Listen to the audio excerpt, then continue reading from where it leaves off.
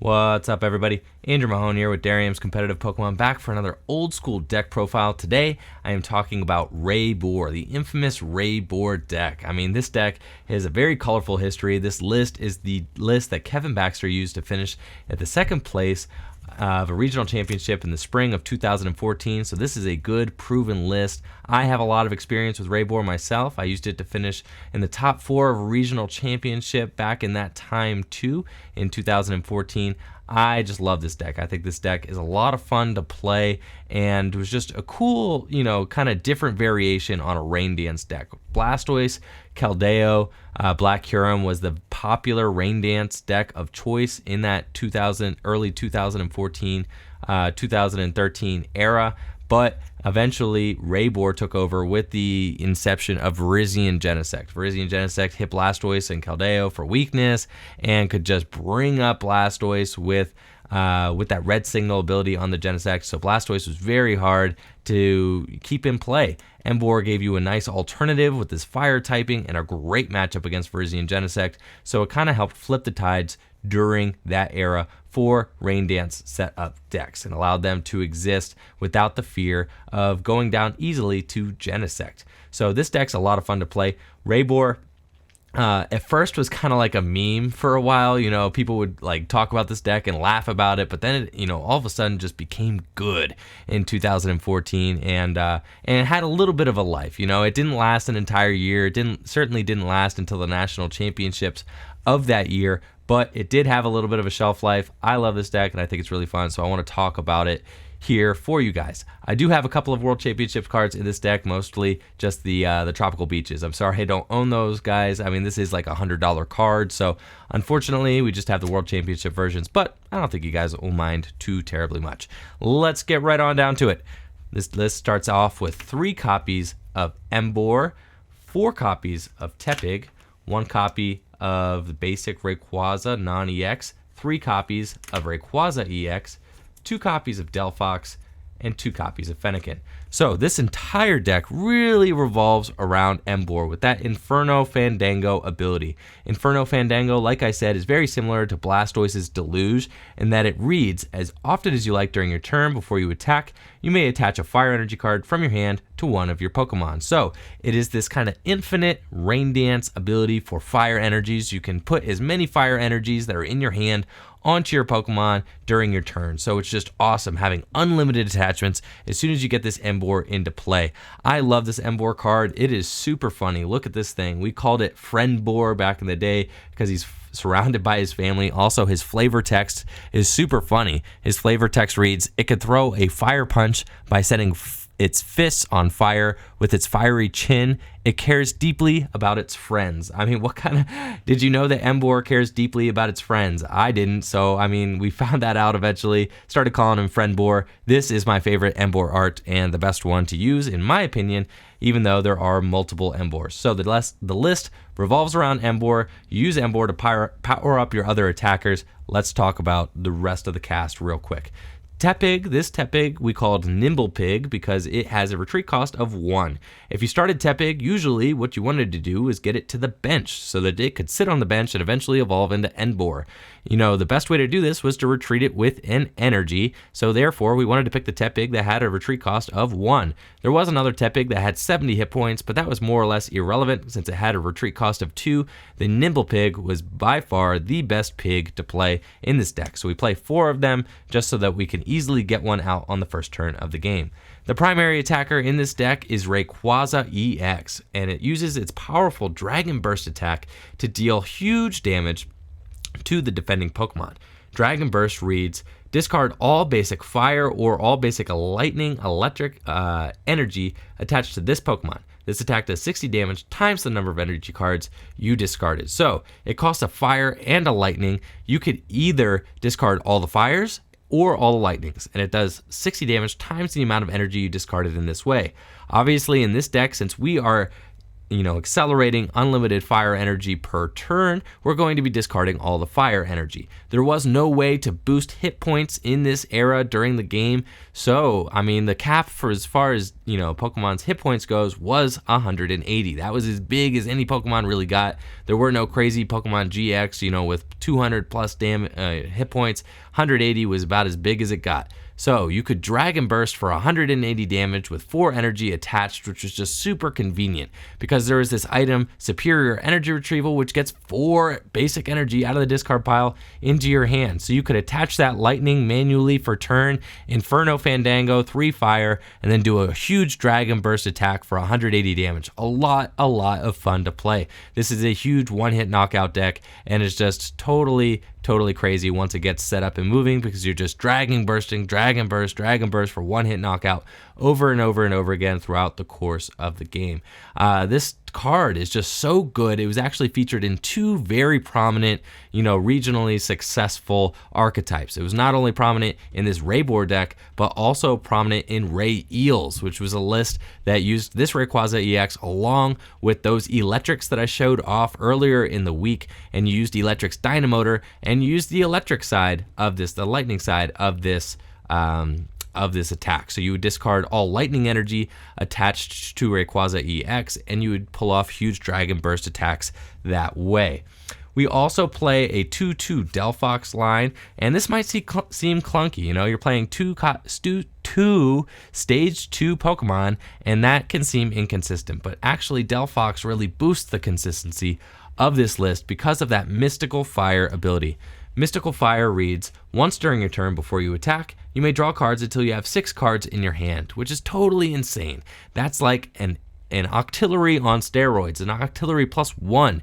So really awesome. It's fire type. It has an amazing fire attack as well. So it's not only your support Pokemon, but it is your non-EX attacker of choice with this Blaze Ball attack.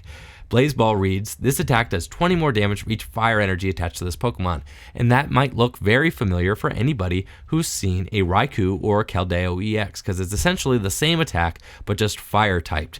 With 3 energy attached, Blaze Ball is doing 110 damage. With 6, it's pumping out 170, which is just awesome numbers for a non-EX, especially when you could rain infinite amounts of fire energy onto this thing during your turn as you would like. See, we also play 1 copy of this Shred Rayquaza. I call him Shred Rayquaza because Shred is the attack that we're going to be using. As you can see, fairy cards did not exist in this time yet, so dragons were weak to dragons. In order to combat this, we played this non-EX Rayquaza that could shred and hit Rayquaza EX for weakness. You could also hit, Black Kyurem EX, which is popular in Blastoise decks, for weakness too. So this was just an awesome way to combat weakness and hit for weakness in this Rayquaza deck while not promoting a Ray of your own. So that was super sweet, and this was definitely needed in order to win the mirror. Actually, at that regional championship that Kevin Baxter finished 2nd place in, he used this Rayquaza very prominently to beat me in our winning in to top 8 match at that tournament. We were playing a mirror. We each were playing the same 60 card list, so I do have experience with this list too. This list works totally awesome. Love this thing to death. Let's get on to the supporter cards and talk about what supporter cards we run in this deck. So the supporters, we start out with 4 copies of Skyla, which might seem a lot, but remember, we did not have Versus Seeker in this era, so you had to play as many supporters as you wanted to run. Play 4 copies of N and only 2 copies of Professor Juniper. Actually, I lied. There's a 3rd. So 3 copies of Professor Juniper. And this is all we play for the supporters. These were the only 3 supporters you needed. There was no such thing as Lysander yet in this format, so this was it. You had your 2 draw supporters. You play 4 copies of N, obviously, because once you set up that Delphox, you're just going to be using Delphox's ability to draw, and you could just continuously end your opponent, while you continue filling your hand to 6 cards, which was totally crazy. You only played 3 copies of Professor Juniper because the items in this deck are very valuable. Your Superior Energy Retrieval, your Rare Candies, your Switch cards are all so valuable that you cannot afford to be discarding them on the first turn of the game. Therefore, N and Skyla were your primary means of setting up.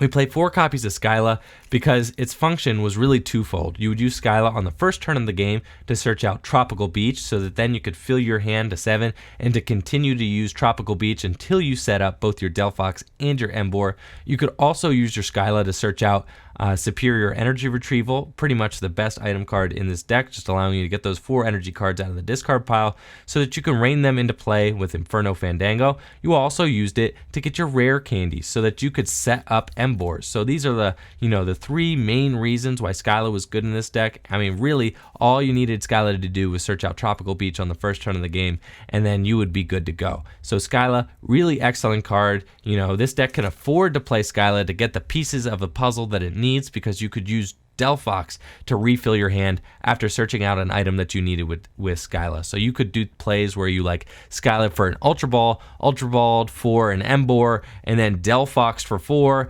hoping to hit a rare candy, hit the rare candy Emboar, and then go on to perform your attacks from there. So that's it for the supporter cards. Let's move on to the items and talk about those a little bit.